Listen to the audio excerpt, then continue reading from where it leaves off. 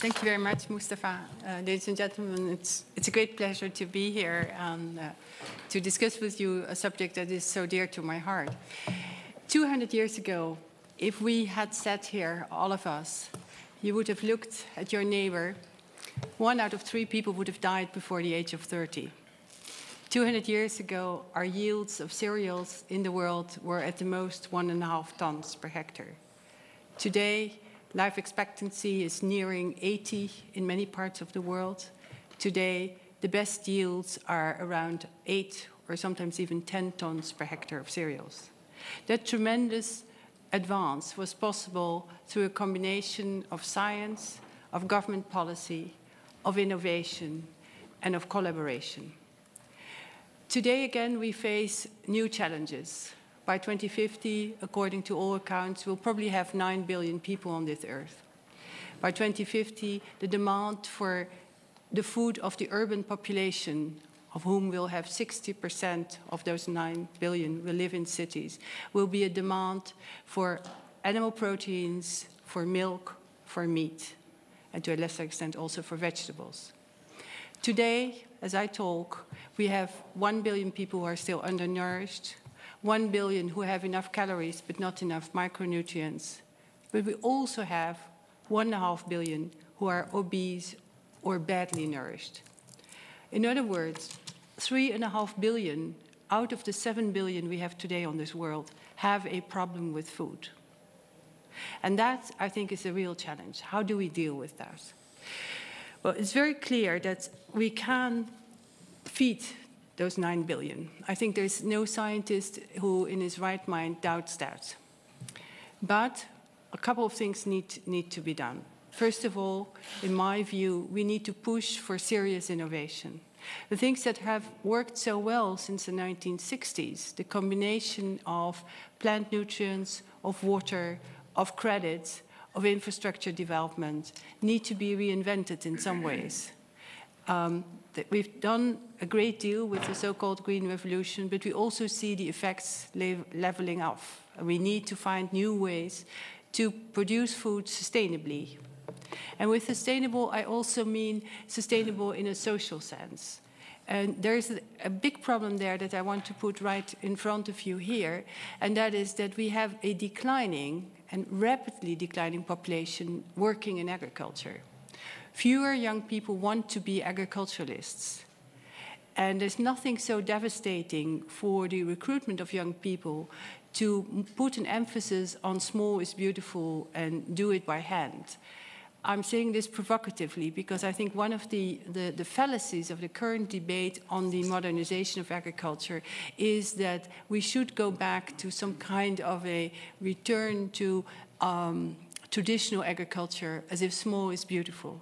I think the only way we can get young people to produce the food for those 9 billions is to stimulate entrepreneurship and stimulate innovation and stimulate the funding of agriculture. And this is not what we're doing. We have nothing that looks even remotely like a strategy, either nationally or internationally. Very few countries have a strategy in place. So to feed those 9 billion, let me deal with what needs to be done, because after all, we're talking here about global governance, what needs to be done internationally and nationally. I think the first thing that faces us is a continuing situation today of highly fluctuating food prices. These prices, as you know, these fluctuations are very much a combination of structural underinvestment in agriculture in the last 20 years, including indeed by the World Bank, of a number of contingencies, climate or weather fluctuations in particular, and of misguided policies by governments. If Russia closes its borders for export of grain, as it did after the drought and the fires in not this summer, the summer before, if Thailand closes its border for the export of rice, although Thailand is the largest exporter of rice, this has an immediate impact on the world market. And these fluctuations are very difficult to deal with. I am not so worried about food prices themselves going up. In fact, they were at a historical low in the year 2001 before these fluctuations started. Food prices worldwide on the world markets have declined with 1% since 1948. And it's very logical that we see readjustment. But what farmers cannot deal with and what food processors cannot deal with are heavy fluctuations. So the first question that I'm putting on the table is how can we better use the positive side of food price fluctuations to channel investments, because it's also an opportunity, it's not just only a tragedy, to channel investments into agriculture to make sure that a natural balance or rebalancing in the markets will take place by producing more food if there's a shortage as expressed by prices. Secondly, what needs to be done and discussed internationally is also that we make sure that we somehow finalize the Doha round. I will not go into the details of that, but this is a real burden in the international relations on agriculture, and I think the Europeans and the US have to face up with that, excuse me, in one way or other. But more importantly, we should look very seriously at the regulations that we now have in place internationally.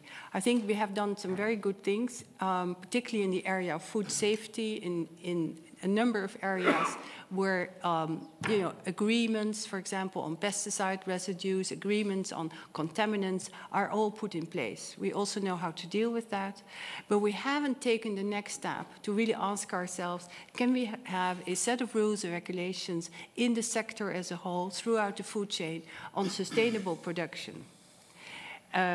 This is the week, as you know, of Durban. We all expect that Durban will not yield us very much in terms of a new Kyoto Protocol.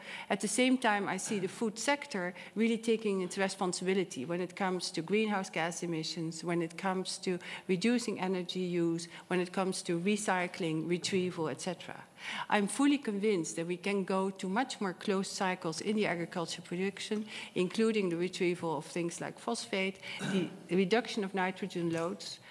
Don't forget that in some countries, 90% of the nitrogen fertilizer actually does not reach the plant and the consumer.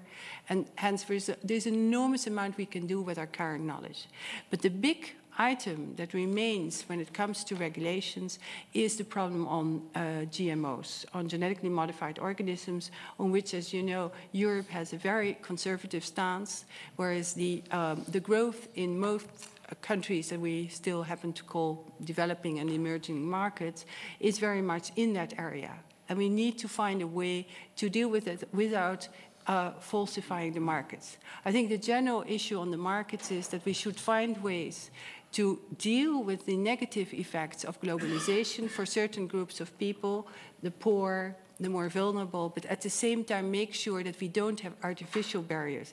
If there's one thing that the globalization has taught us, is that we can actually have a far better trade of agriculture products that actually now needs to meet also sustainability criteria.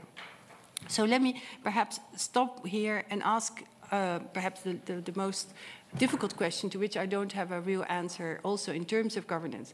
There is a cry in many circles, including the G20, for regulating food prices. It seems to me that we have very little evidence that this is going to work. There are reports, including from the World Bank, that this is not a good idea. The past is littered with attempts to create buffer zones and buffer supplies. But somehow, of course, if we look at history, it's very clear that certain countries, including the US, Canada, and most OECD countries, have and still are protecting their farmers.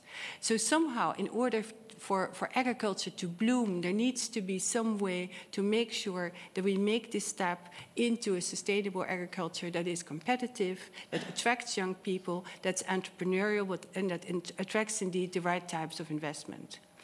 Lastly, this will not happen only by farmers alone. If there's one trend we see today very strongly in the world markets and also nationally, it is the integration throughout the whole food chain.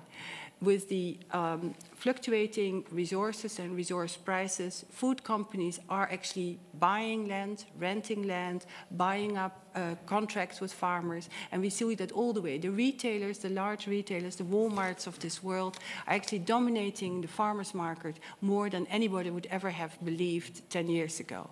So there is, I think, a whole shift in the agricultural landscape. The question is, how can we put the governance in place to make sure that it actually benefits those 2 billion who are not well fed, that it allows us to produce food in a sustainable way, and to really make sure that by 2050 we have everybody fed as far as possible. I think it can be done, but we're not yet there. Thank you.